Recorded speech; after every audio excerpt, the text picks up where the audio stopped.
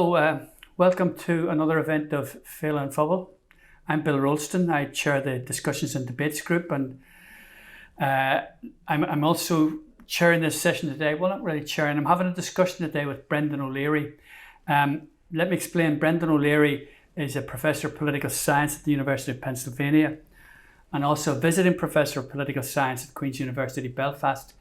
He's an Irishman, originally from Cork, but raised various places, including here in the north. He's written many things, many books and articles which explore both aspects of the Northern Ireland conflict and also grand explanations and countering explanations of the conflict. I'll not bother listing them all for you. You can find them easily if you go online. I just want to identify, though, a monumental piece of work that he produced last year, 2019, 2 years ago, A Treatise on Northern Ireland. It's a 3-volume work which looks at colonialism and control and more modern issues of consociation and confederation. It's a huge piece of work. Interestingly, there's a lot of history in what he writes, although he's not a historian, and I identify with that because I'm a sociologist who's also written on colonialism and not a historian. And so I think when we were talking about planning this, we decided that maybe it was better that two amateurs have a discussion here and you can figure out whether any of it makes sense or not. So I'm not going to take the big sweep initially. I'm going to focus in right away to the topic that we're talking about today, which is about partition. Now, when I say that word, you'll immediately think of the partition of Ireland. Obvious. It's the centenary of that partition and we live in Ireland. But it's got a wider context because this has not been the only partition that happened in the world. And Brendan, I'm going to persuade Brendan to speak about some comparative aspects about how it is that our partition may be different, or indeed how it may not be different from other partitions. What are the trends? What are the patterns? So that's where we hope to go in the next 55 minutes or so. I'm going to jump in the deep end. I'm going to say, Brendan, I'm going to quote some things from something you've written recently. One is that partition occurred without the formal consent of the people of Ireland. Now, that's not a view that every historian, academic or commentator would necessarily agree with. So would you tell me, how did that happen? Sure, Bill. How did you reach that conclusion? And it's a pleasure to meet you. Thank you. The straightforward answer is that in the Westminster Parliament, not a single MP from Ireland, whether nationalist or unionist, voted for the Government of Ireland Act. So the enactment of partition, which took place through the Westminster Parliament, had no formal Irish consent. There was no referendum. Partition was not mandated by the outcome of the 1918 Westminster elections in Ireland. So for that reason, I think it's straightforward that there was no consent by the people of Ireland as a whole. Now, that's not to say there was no unionist consent, but interestingly, unionists since the Ulster Covenant had demanded the whole of Ulster be excluded from the possibility of Home Rule.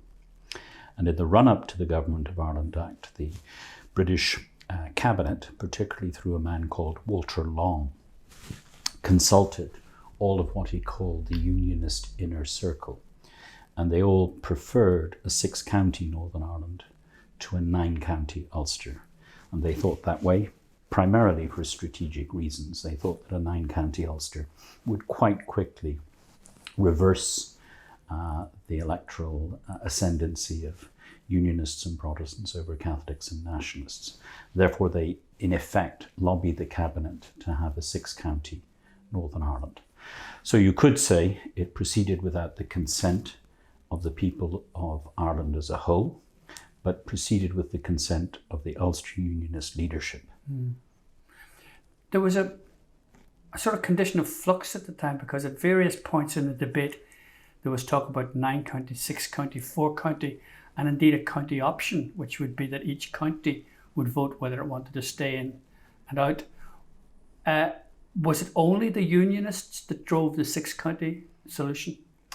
I think there's several ways of interpreting events. The most straightforward way is that the idea of county opt-out was first raised by a Liberal MP in debates in the House of Commons in 1911, Agar Roberts. He proposed a county by county opt-out. That idea took some legs, though it wasn't endorsed. And then there became a discussion unfolded over which counties might be excluded. The formal position of the Irish Parliamentary Party was that it wanted no county to be excluded.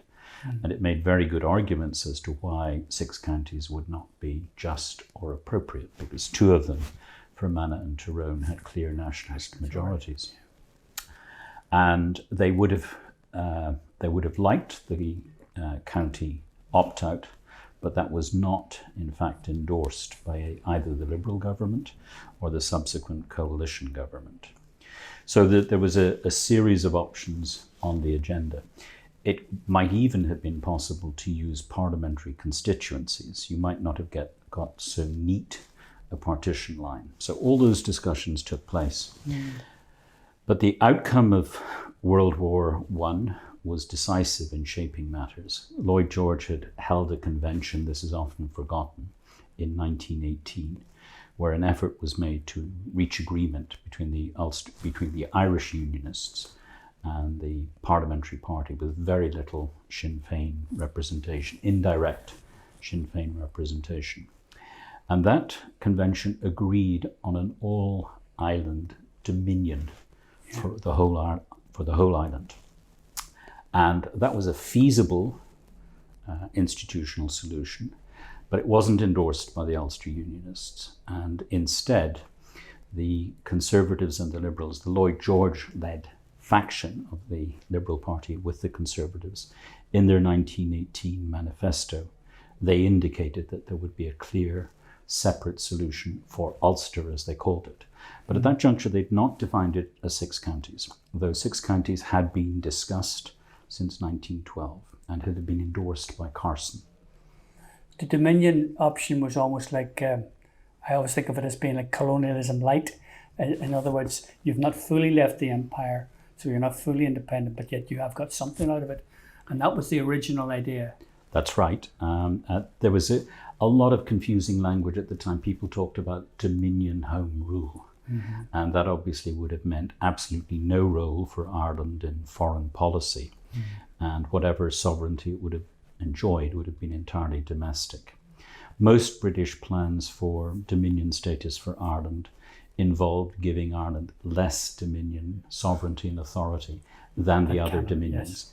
And that, of course, is the achievement of Collins and the others in the treaty negotiations, because there Ireland's future status is to be defined with respect to Canada's, and not simply Canada's formal legal status, but usages and practices. There's another explanation, which in the unpublished paper that you gave me before this, where I got my act together in terms of what I was going to talk to you about, you say that there's an argument that's made that partition here was driven, and other places indeed, was driven by irreconcilable identity differences emanating from long-established colonial hatreds inflamed by religious differences. Now, that's the argument that says the people here were so divided that you were never ever going to get a solution that would please everybody, and so that was the dilemma. That was the problem that faced anybody trying to sort this out. In other words, the problem's coming from inside the society and not from some external imposition. Right. In the paper and in the treatise on Northern Ireland, I make the argument that is the apologia of the imperial power. It always says, we don't divide you, you are already divided. It's our job to make as good a settlement as possible, given your irreconcilable differences. Well, how irreconcilable were the differences? Before 1911, there was no serious talk of a separate settlement for Ulster. There was a recognition that Ulster was different, because that was the one place where settler colonialism had been very extensively successful. But at that juncture, there was no real talk of partition. Rather, the argument was, if Ireland's entitled to home rule, maybe Ulster should be entitled to home rule for Ireland. And that could have been a settlement, but that was rejected by the Unionists themselves. They did not want to be subjected to the authority of the Dublin Parliament. So when you hear that argument, you have to ask yourself, well, were the differences irreconcilable? In this case, I think not. There was lots of fine negotiation that could have gone on. And had the Conservatives and Liberals been so minded, they would have said, 4 counties is a fair division. Will you live with that? And I think a lot of Ulster Unionists would have thought that that was too small a polity to be stable or successful.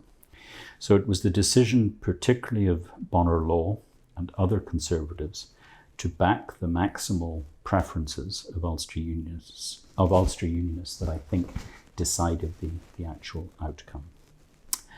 In India and Cyprus, exactly the same arguments were used. Here are Greek Orthodox and Turkish Cypriot Muslims. Here are Hindus and Muslims. And the idea particularly put forward by British commentators was that religion added an extra element of ferocity to the relevant conflict. Now, of course, there has been and there continues to be religious tension and conflict in Ireland and in those other locations. But in my opinion, religion is largely an expression of the relevant group's collective cultural identity. The groups are differentiated by ethnicity. And the question is, could there have been an Irish nation with at least 2 major subdivisions within it? And the answer is yes. That's what happened in the Irish Free State, albeit on a much smaller scale with a much smaller Irish Protestant population. India, with qualifications, at least in the Nehru period, treated its Muslim population with reasonable protections and rights. And the Congress Party saw it as its mission to do that. Greek Cypriots did make compromises with Turkish Cypriots. Initially, they achieved independence on the basis of a power-sharing settlement. So I think arguments about inevitable irreconcilability or the inevitable clashes between religions are suspect. In fact, the British in each case made the decisive decisions. They didn't make a decision in Israel-Palestine because they simply exited, leaving it to others to make the decision. I think the other thing... Your microphone's... Sorry. Just grab some water while you're doing that.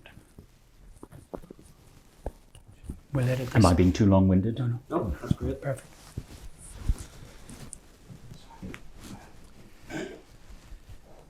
The other thing that strikes me about it is that very often those divisions in all the places you mentioned were, if not caused, were at least exacerbated by colonialism. Indeed. So you have colonialism exacerbates this thing, and then colonialism turns around and says, well, look, when we're faced with this irreconcilable difference and there's nothing we can do about it, sort of thing, Right. So in each case, the imperial power was usually at least mildly aligned either with the relevant settler colonial minority or with the dominant minority. And of course, it became an argument for the maintenance of either metropolitan rule in these islands or of imperial rule in India, Cyprus, and Palestine, that the relevant locals were divided. So what was used as an argument for justifying continuing imperial rule later became a rationale for partition itself. Yes. Okay, well, here's the thing. As you know, Ireland, India, Cyprus, Palestine, we're talking of British involvement there, but yet it was not the only empire. It may have been the largest, the greatest, it was not the only one. And you have this one little sentence in your paper there, which I think a lot of people would find absolutely remarkable, and I need you to explain it. Other great empires did not partition their colonies during decolonization. Is that true? Obviously it is if you wrote it. And why the difference? Well, let's give a few examples. The Portuguese did not divide their colonies on exit, partly because, one might argue, they were too weak and they had a revolution in 74. So any ideas that they might have had to execute partitions on departing weren't applied. The Spanish exited, obviously, in the 19th century from Latin America. The colonial boundaries it established in Spain became the future boundaries of nation states in Latin America. I know of no partition that they executed there on exit. They do have two enclaves in northern Africa. There's some debate about whether they were ever part of Morocco. I don't know all the details there. That might be one that might just pass historical inspection. So the two Hispanic Iberian empires have no real record of partition. The French, in the post-revolutionary period, everywhere have roughly the same formula. Direct rule by centralized enlightened elites is best. Let's create a common polity and a common citizenship. Therefore, the French were true to their beliefs. When they decolonized, they did not seek to break up entities. The one exception that they thought about, and some advocated for, was Algeria. But the project of dividing Algeria, creating an enclave that might have resembled what Northern Ireland became, that was ruled off the agenda largely by metropolitan France. The Soviets did engage in the reconstruction of boundaries in the formation of the Soviet Union. But when the Soviet Empire, as I would like to call it, broke up, they did not seek to partition any entities, even though there were rather significant numbers of Russian settler colonialists all over the former Soviet space, notably in northern Kazakhstan, where people like Alexander Solzhenitsyn recommended partition. So you could say the British appear to have a particular disposition to partition. One reason for that might be just that they had far more of the world's space than anybody else, and therefore they contemplated this solution more than elsewhere. The other thing is, and it's important for Irish people to remember this, and it's difficult to remember this, from about 1925 up until World War II, partition in Ireland was rather coded as a success by British policymakers. They got the Irish question out of Westminster politics. Ulster, inverted commas, was quiet because it was under the domination of the Ulster Unionist Party. There were negotiations with the Irish Free State, but those had proceeded peacefully, and Ireland had become effectively both domestically and externally sovereign. And Chamberlain negotiates, as part of his appeasement strategy, a settlement with De Valera on everything except partition.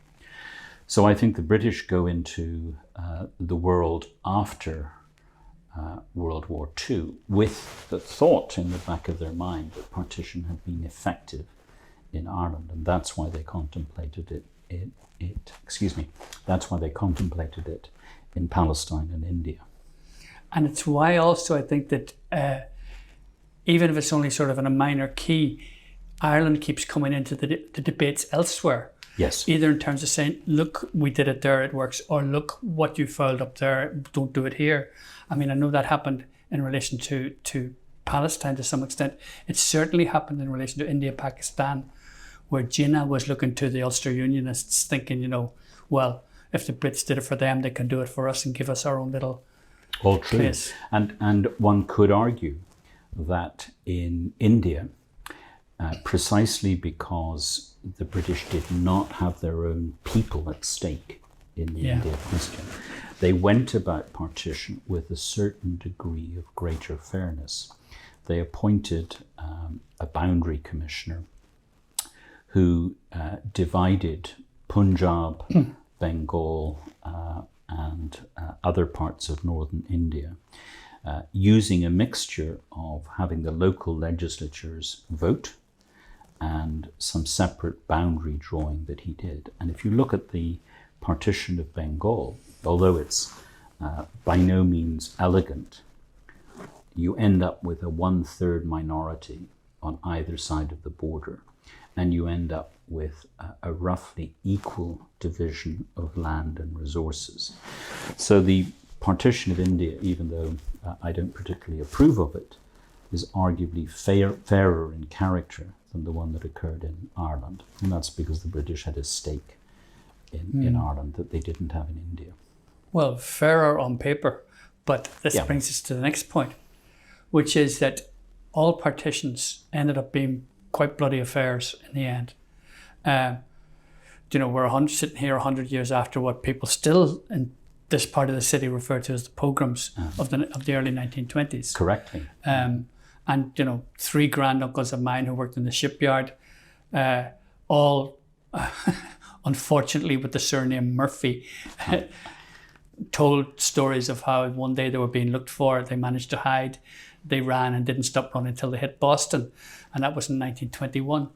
So you've got that, but that pales into incredible insignificance when you look at the horrors of India, Pakistan, of trains arriving with just bodies, full trains of bodies being shipped back into India, of Muslim bodies in particular. So it's a question about violence. Did partition cause violence, or did violence lead to the reason, or the threat of violence lead to the reason for partition? Which is cart, which is horse? I think it's the latter, namely that partition creates more insecurity than it is alleged to solve. In the 3 cases that you've just mentioned, India, Ireland, and Palestine, it's complicated by the fact that in all 3 cases, there are veterans of world wars. So they have killing capacity. And we know that in the north, the Ulster Volunteer Force was effectively recruited to create the B Special Constabulary. There was no equivalent significant number of Irish veterans in the north.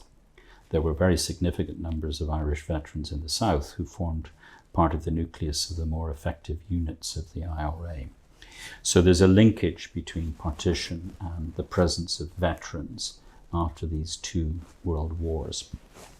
But if we leave that complicating factor to one side, what's happening in every case is that you have militias that have organized, fearful for their own people, fearful that things are going to be done to them.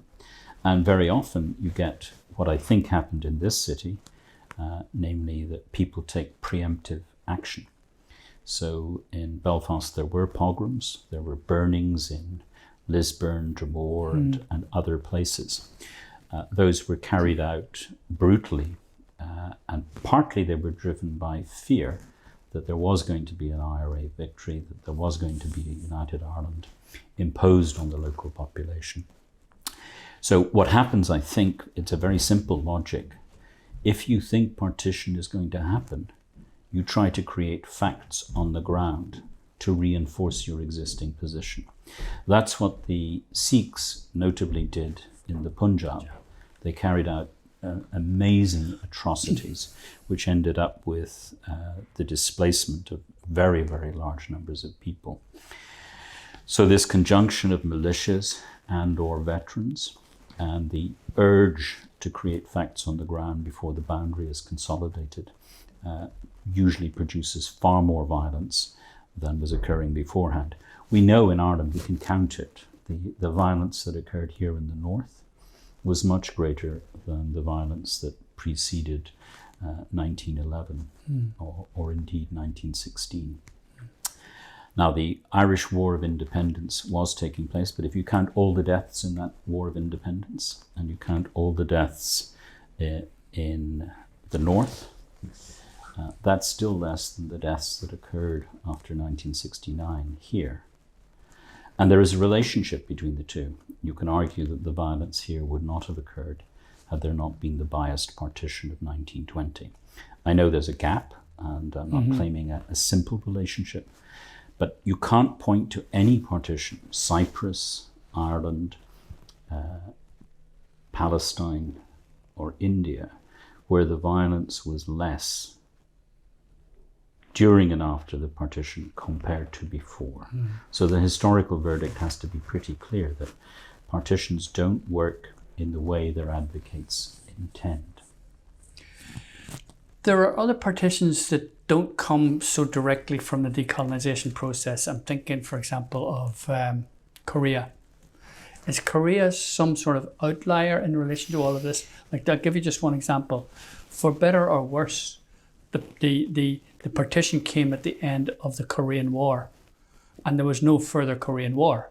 So does that seem to deny this argument? That seemed to have been successful. I think we have to make a distinction between partitions of homogeneous places that occur through civil wars or great wars, and the partitions of multi-ethnic or bi-ethnic spaces, because there's a different pattern.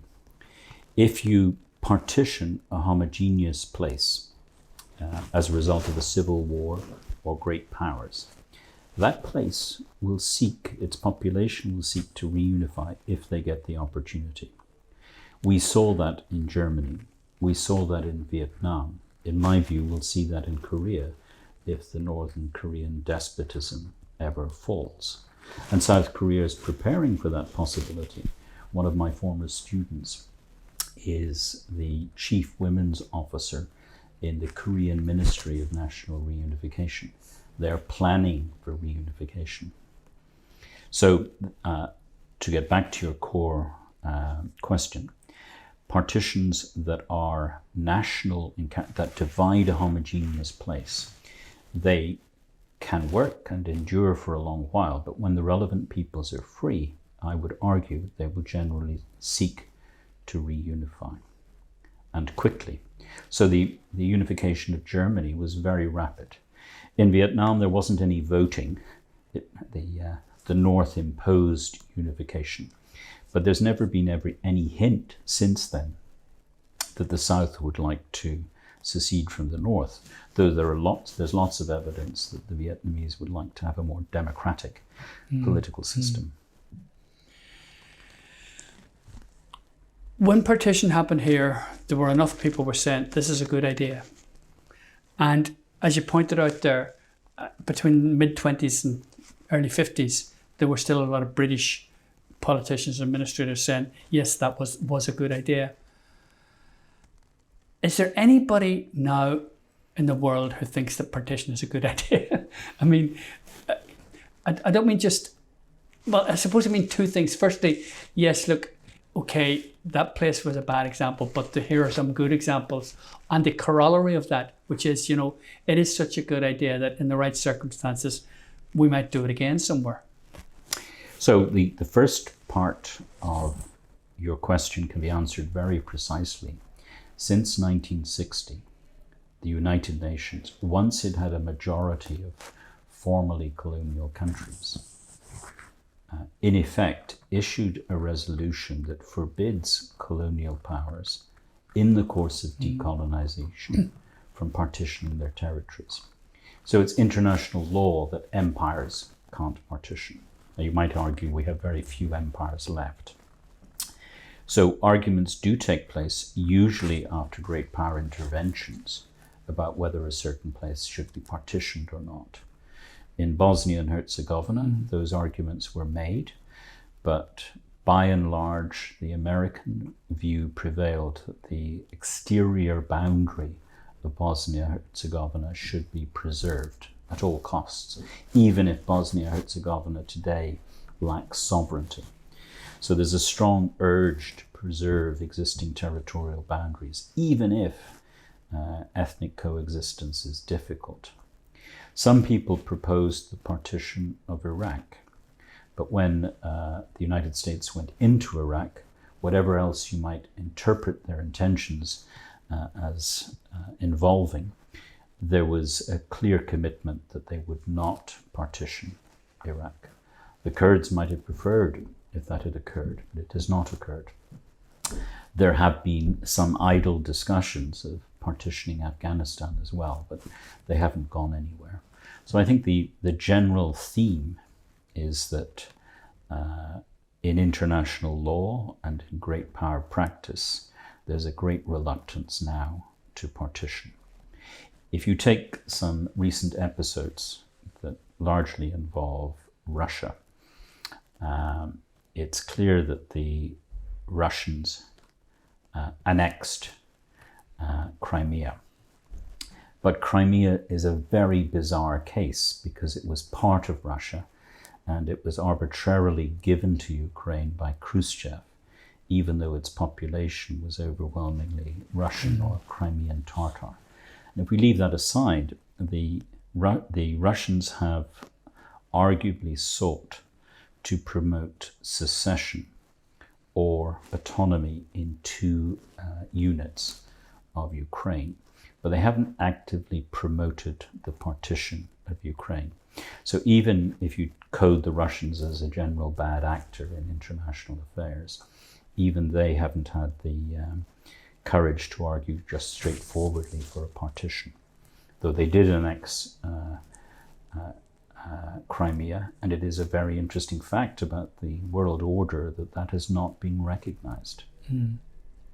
Turkey's partition of Cyprus, unilateral, has never been recognized. Everybody in the diplomatic world uses the expression the so-called Turkish Republic of Northern Cyprus.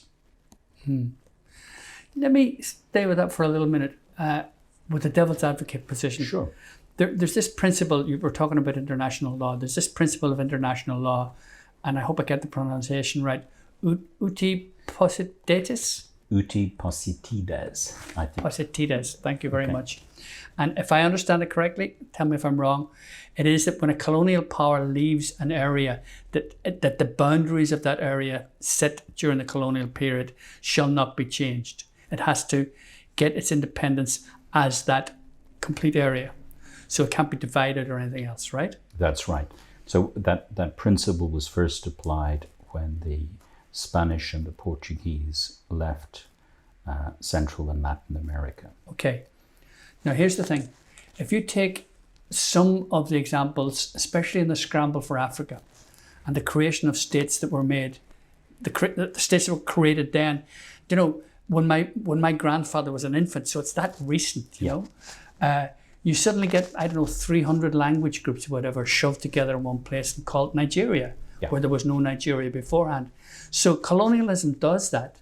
Yes. And then colonialism gets out and international law says, okay, that thing is real. What we left behind, what we created only a generation ago is now real. You can't change it.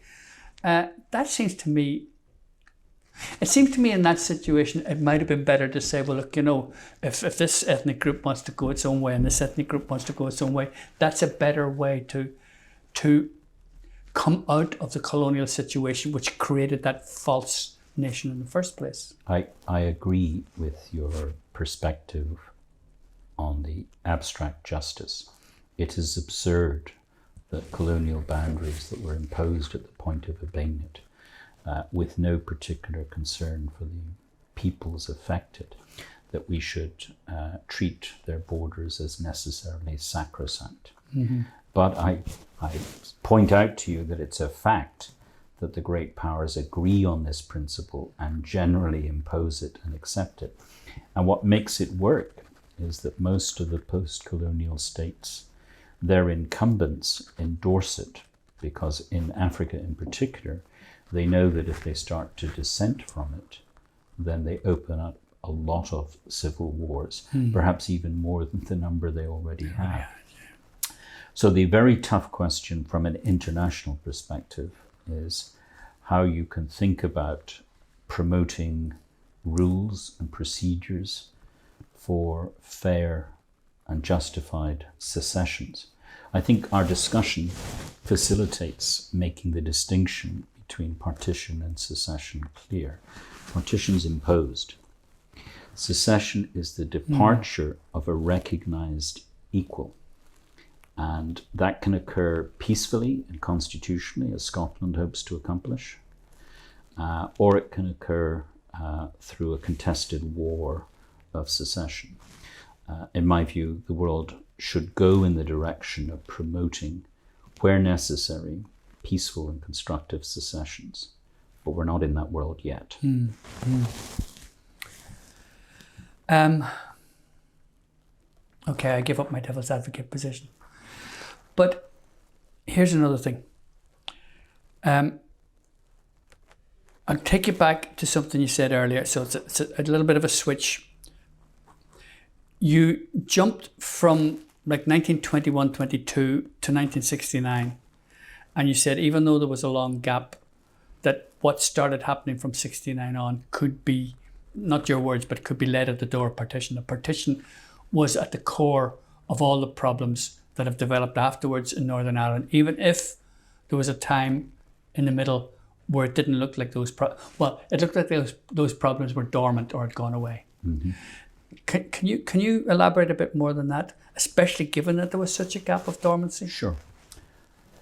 I think what happens between 1920 and 1925, Northern Ireland's future is very uncertain. The Liberals were not particularly strongly committed to Northern Ireland. The Tories were. So the arrival back of the Conservatives in government until 1945 is immensely important for the stabilisation of Northern Ireland. In that period between 1920 and 1925, there is a serious prospect of a boundary commission making a difference to what had been enacted in 1920. It's forgotten now, but in the treaty, the partition is reversed. In the treaty, the Irish Free State is recognised with Dominion status equivalent to Canada and whole and unified. But the British in the negotiations obliged Sinn Féin to permit Northern Ireland to secede from the Irish Free State. Now, this actually caused immense anxiety and disruption among Ulster Unionists who didn't recognise the treaty. But for one day, Ireland was actually united, wasn't it? Correct. In that scenario. Indeed. What was it, December 6th or something, 1921? It's late 22. It's immediately after the ratification of the Irish Free State Constitution in the Westminster Parliament. So there's a precariousness to Northern Ireland at the beginning. In the treaty, Lloyd George writes to Craig and he says two things. He says there's going to be a boundary commission, and in addition, Northern Ireland's going to pay its full imperial contribution. It's going to pay its full fiscal duties to Great Britain. Now, had both measures been enacted in good faith, I think Northern Ireland would have gone bankrupt in the way that Newfoundland did in the early 1930s, but it didn't happen. The boundary commission. There's a very clear assumption among historians that somehow Michael Collins and Griffith were fools during the making of the treaty. It's possible to take that view. It's also possible to argue that the British carefully avoided fulfilling their obligations under the Boundary Commission. The judge that they appointed, Justice Featon, appears to have acted independently and chose entirely to ignore local popular preferences about which side of the border they'd like to be. So all he did was to tighten up the border, to make it have fewer wiggles, so to speak. He did not respect popular preferences. So in that respect, it was quite different from a lot of the plebiscites that were occurring around contested boundaries in Europe just after World War I. And the difference is very easy to explain. Britain didn't lose World War I. In other parts of Europe, losing powers were subject to plebiscites where popular preferences were allowed to make themselves felt.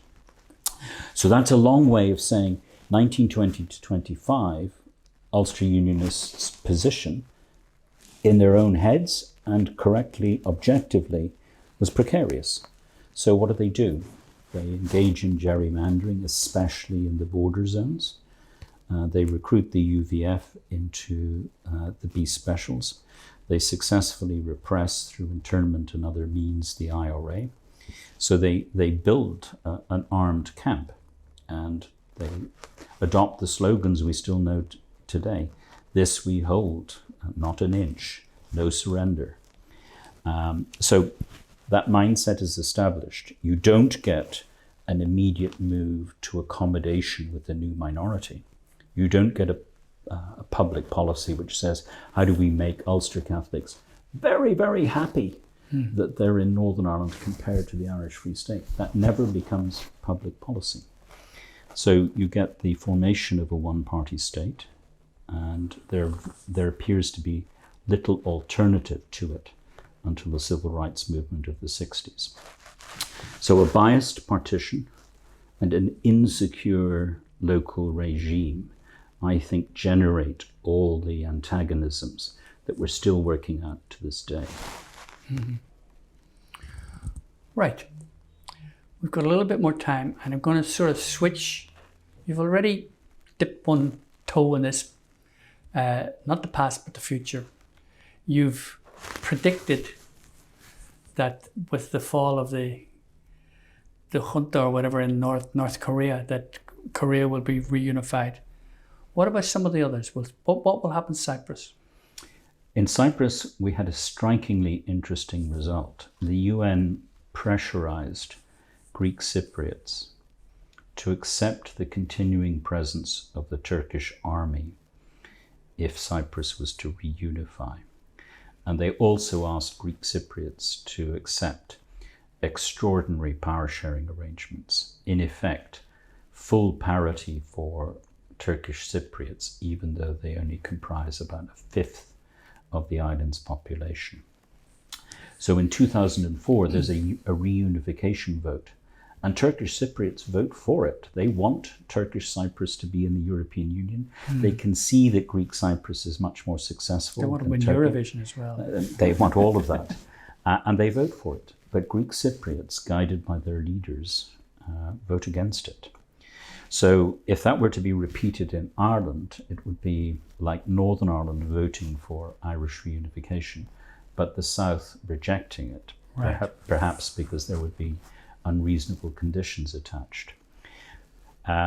In the case of Germany, they reunified according to votes.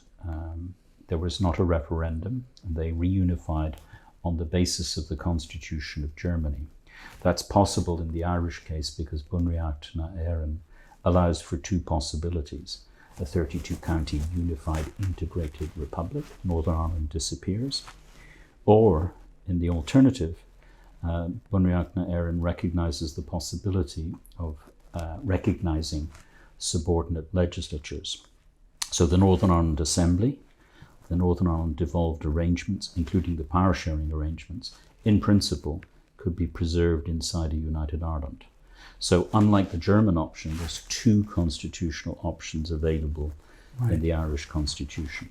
In Korea, I think we'd be talking about an institutional collapse in the north, which would be a very different scenario. And I don't see that happening in the north or in these islands, but there's something like it that is conceivable.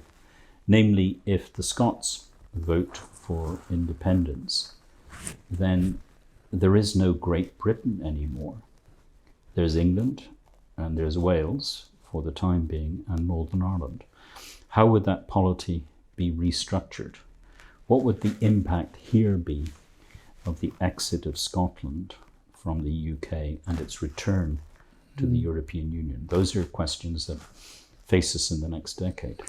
I remember being at a conference in Potsdam just after the end of East Germany. And so Potsdam is just in East Germany and the more. And talking to a number of young East Germans who were really disgruntled, and they kept referring to reunification as Anschluss, like the Nazi takeover of Czechoslovakia. So it was of Austria. Of Austria, excuse me, sorry. Don't worry. So they didn't see it as reunification; they saw it as an imposition. Would there be any substance to unionist fears here of an Anschluss, of a takeover? That could happen, and that's precisely why it's important as possible preparations for referendums north and south begin over this decade. I think it's vital that all brands of Irish nationalism, as well as the others, think very carefully about what institutional arrangements they want to create for a potentially losing minority. Some people argue that what democracy fundamentally depends upon is losers' consent. So the tough question is, how do you create consent for the losers? Not only do you need a scrupulously fair referendum with a very clear question and with a very clear knowledge of what's going to happen after the referendum. In other words, completely unlike what happened in 2016. Brexit, yeah. You need all of that, and you need political engagement. Now, of course, it's perfectly rational for unionist politicians to say it's not in our interests to engage on the terms of a united Ireland. That would imply we'd already given up, that we were going to lose. So instead, one has to engage their public, test their preferences, tap them through citizens' assemblies, deliberative forums, dialogue, all sorts of structured discussions to work out what's really important to them. And those things would have to be part of the package that would be put before people in a referendum. We have an opportunity, unlike Cyprus. In Cyprus, the UN was involved. In Cyprus, the Turkish military was committed to staying in the island, irrespective of what the locals thought. Here we have, formally at any rate, a British commitment to honour a unification decision. There's no UN involvement, and there's lots and lots of good European Union goodwill and United States goodwill. And in my view, we should use the interval to prepare appropriate accommodations, including power sharing arrangements, if those make sense, for either Northern Ireland being part of a United Ireland and devolved, or United Ireland being a centralised, integrated state, but with very good safeguards for its minority. You have one line in the article that you gave me. 5 words. Few modern partitions have endured. We're sitting here in the centenary of our partition, and it is possibly the most muted centenary birthday party I've ever heard of. So I'm going to stick my neck out here and say there will be no 200th birthday party. I agree with you. But let's see, can we narrow that down a little bit? Do you see, whatever form it takes, whether it's this centralised state or this other scenario, this consociational or whatever scenario that you see, when might that be? When might that come about? I'm not a prophet, Okay. but I think if you look at several variables, you need to look at demographics, because unfortunately they still matter. I'm not saying they're completely decisive, but in the decade ahead, there will only be a cultural Protestant majority among those over 70 at the end of it. So that makes the fate of Northern Ireland by the middle of this decade, and perhaps a little earlier, in the hands of cultural Catholics, who are not homogeneous. Some vote Sinn Féin, some vote SDLP, some vote Alliance. Very few, I believe, vote for the DUP or the Ulster Unionist Party. I'm not aware of them, but they may exist in quiet lanes and back places. So the way in which the British state has conducted itself over the exit from the EU and its general direction of policy is against the general disposition not only of cultural Catholics here, but of a very high proportion of liberal Protestants. So I think the political possibility for a coalition in favour of a united Ireland becomes riper as these things progress. There is no good Brexit economically. There's no good Brexit from the point of view of left or liberal political values, though the Labour Party is trying to accommodate itself to that idea at the moment. I don't think it works. So I think the conjunction of slow incremental demographic change combined with the outworkings of Brexit, make it very likely that there will be a referendum at the end of this decade. And lastly, I'd emphasise developments in the South. The South had a long period of repressing questions related to the North. The North was seen as a site of chaos and disorder. Nordies were unwelcome. I think that has changed. I think the peace since the Good Friday Agreement has allowed more open discussion. The South was shocked by the conduct of the British since 2016, particularly the Conservative Party, not the entire British people. And there is an enthusiasm there that was not there 20 years ago. Leo Varadkar is talking to his party conference, Fine Gael, about wanting a united Ireland. That's interesting. Why is he doing it? I don't doubt his sincerity, but he's raising it because I think Fianna Fáil has made a mistake. It's allowed the question of a united Ireland to be seen as entirely a Sinn Féin question. He's vacated the Conservatives who favour a united Ireland, and there are plenty of them. So Varadkar is going for that position. So the combination of Sinn Féin doing well in the South and possibly leading a future government, and Conservative politicians in the South favouring a constructive reunification is going to make the possibility of a grand new arrangement on these islands very possible. There are some who want an immediate referendum. I would say to them, if they ask me my professional advice as best I could, a very early referendum might well lose. Well, what's the point of losing? If you lose, you might end up in the situation of Quebec, where they've had 2 losses. It's much better that when a referendum happens, it wins. I'm not saying it has to have some super qualified majority. 52% is enough. It was enough for Brexit. It can be enough for United Ireland. But obviously it's better if there's more support. Well, there's the sense, the way in which losing the referendum for the Scots nationalists has become a problem. I mean, it's not irretrievable, but it certainly has become it has been a wobble that's been in the whole debate there.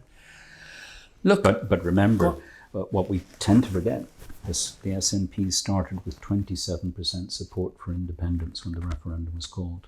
It went to 50% and then it came down to 45%. So what it shows is that campaigns are really important, well-prepared campaigns. And I don't think any party, including those who really want unification, has given serious thought to the kind of prepared planning that's necessary to make a success of future referendums. Here and below. Yeah. So my personal emphasis is preparation. Build a big national reunification plan, not an inflexible one that can be modified, so that people know what they'll be voting for. Yeah.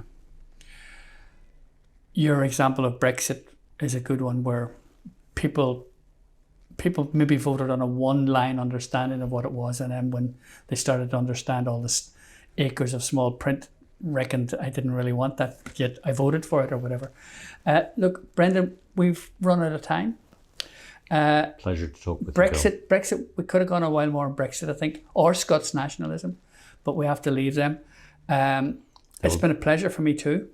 I think it proved the value of having 2 amateurs spouting together, because at least we kept ourselves interested. I don't know about those people. That's for the audience to decide. And so, ladies, gentlemen, and everyone else, that was Professor Brendan O'Leary. Hope you enjoyed this, and hope that perhaps at a future Féile we'll have him back he's in the flesh with me now, but in the flesh for all of you. Well, maybe we can explore some of these other ideas of his in the light of what happens in the next year, 2 years. We are in interesting times. Thank you.